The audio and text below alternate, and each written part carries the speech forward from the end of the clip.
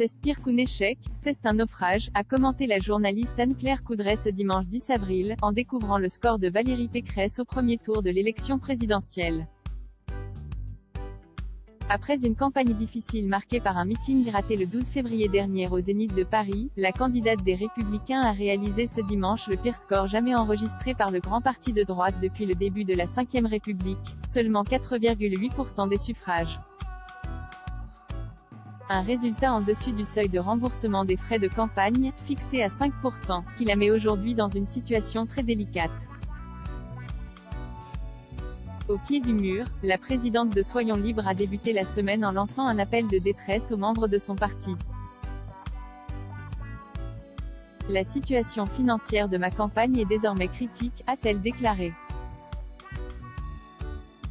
Nous n'avons pas atteint les 5%. Je suis endettée à hauteur de 5 millions d'euros. Je lance ce matin un appel national aux dons. J'ai besoin de votre aide d'urgence d'ici le 15 mai. Pour rappel, les candidats à l'élection présidentielle n'atteignant pas la barre des 5% des suffrages ne peuvent prétendre à un remboursement de la Commission nationale des comptes de campagne et des financements politiques, CNCCFP, à hauteur de 4,75% du plafond des dépenses du premier tour, soit l'équivalent de 800 000 €. Les candidats dépassant 5% peuvent, eux, obtenir un remboursement de 47,5% du plafond des dépenses du premier tour, soit jusqu'à 8 millions d'euros.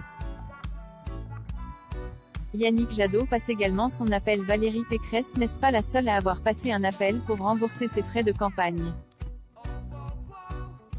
Yannick Jadot, dont le parti n'a récolté que 4,58% des voix au premier tour de l'élection présidentielle, s'est également empressé de demander de l'aide aux membres des Europe Écologie Les Verts ELV.